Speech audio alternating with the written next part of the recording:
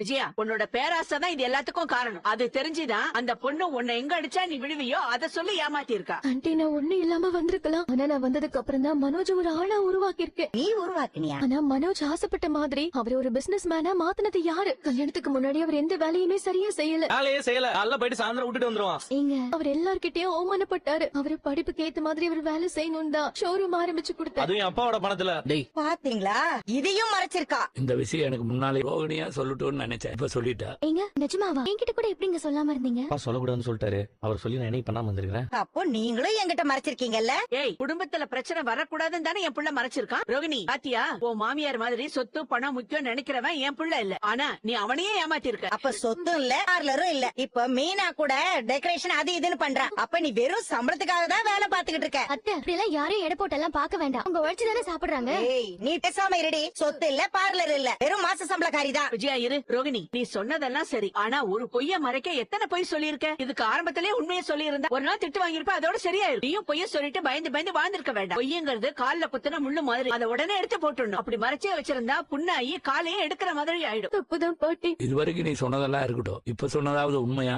நான் சொன்னது உண்மைதான். நாங்க தெரிஞ்சுக்க வேண்டியது இன்னும் ஏதாவது இருக்கா, இல்ல இன்னும் ஏதாவது மறைப்பியா?